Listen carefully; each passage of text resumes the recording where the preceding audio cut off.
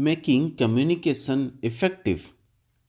In order to make your interpersonal communication more effective, the following are some of the points that you should bear in mind. Use direct, simple, and avoid words which can have ambiguous meaning. Keep the receiver audience in mind while choosing the words and phrases. Your communication will be effective in the words you use are appropriate for the level of receivers or for whom the communication is aimed at. If you look through history, you will find the great masses have been simple and short. Moses and only 10 commandments, and they hardly add up to 60 words, and the 17 rock edicts of Ashoka was equally brief and to the point. Use face to face communication. Face to face communication allows more accurate feedback to be achieved through two-way communication. Generally speaking, people express express themselves more freely while taking talking rather than through writing. Face to face communication permits a manager to see and understand the non-verbal sign also. Use feedbacks. Feedback enables the sender to judge whether his ideas has been received in the manners as they were originally intended. Most often, it is assumed that communication has taken place because a notice has been put on the notice board or an order issued. You must devise way to separate fact from distortion. Listen with understanding. The biggest block to interpersonal communication is said to be the inability to listen intelligently, understandingly, and skillfully to another person.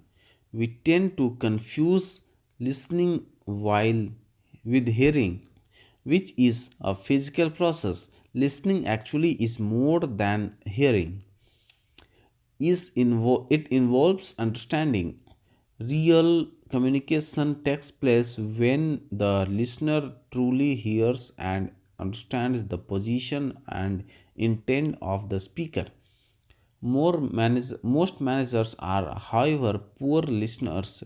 Apart from other reasons, the poor listening performance, the main reason is the disparity in the speed of speaking and of listening. While an average person can speak at the rate of 150 words per minute, you can think listen and think at the rate of our 1000 words per minute. The difference obviously leaves idle time for the mind to wander about and lose some part of the message that is sought to be conveyed.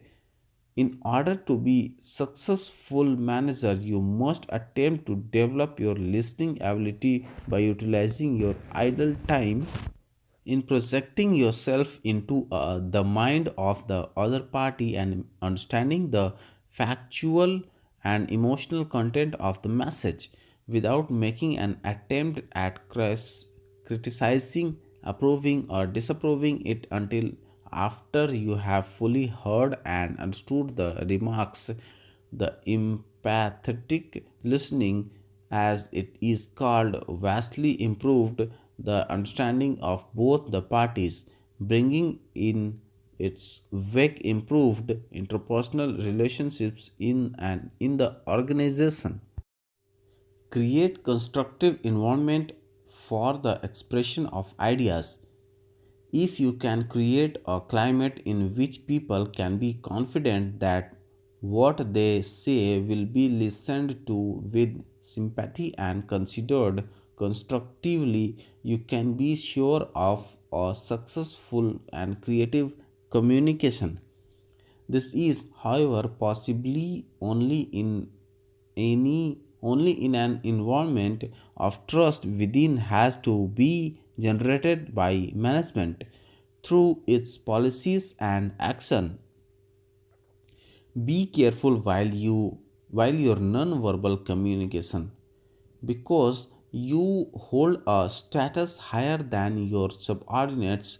Your gestures are observed and felt by your sub- subordinates.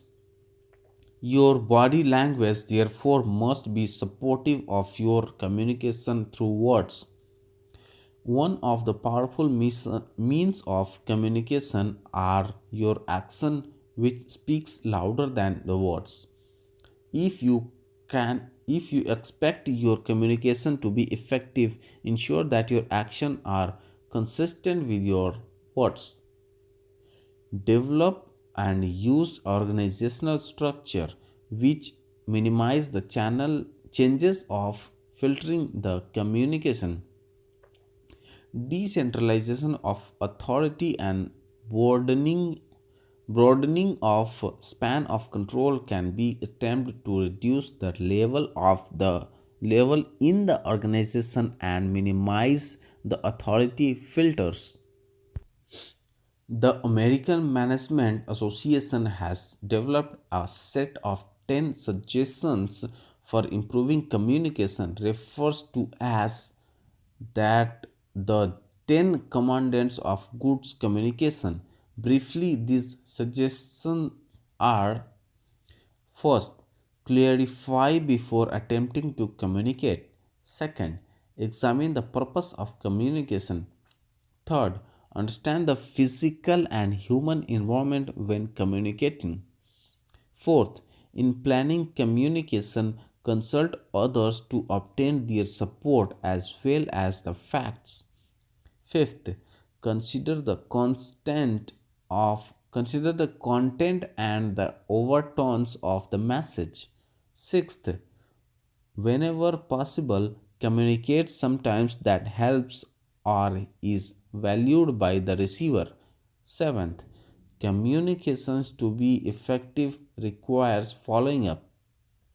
Eighth, communicate messages that are of short run and long run importance.